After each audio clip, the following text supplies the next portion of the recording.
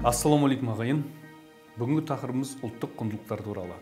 Ұлт болып қалыптасу үшін, ұлт болып ұйып өмір сүру үшін және тарихта ұлт ретінде сақталып қалу үшін оның тілі, діні, ділі, тарихы, әдебиеті мен мәдениеті, тұрмыс тіршілігіне қатысты құндылықтар болады.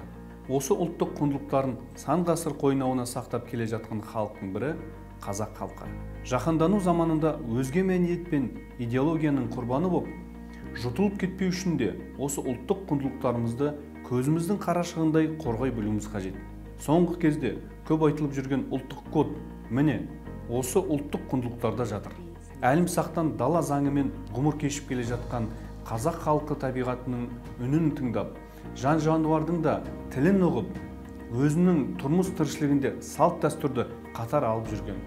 Қандай да бір әдет ғұрпында замандар бойы жинақталған мол тәжірибе, талай сынақтан шыңдалып шыққан дәстүрлі жол жатыр.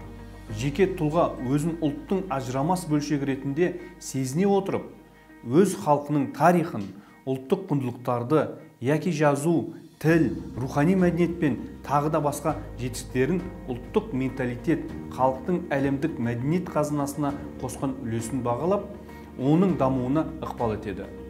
Ұлттың тарихи өткеніне, оның бүгінгі мен болашағына деген көзқарас, ана тіліне деген құрметі, міне осының бәрі ұлттың бір бөлшегі болып табылатын тұлғаға керек дүниелер. Ұлттық құндылықтарымызды жаңғырта отырып, тұнығымызды лайламай, тамырымыздан ажырамай, жақын болашаққа қадам басайық.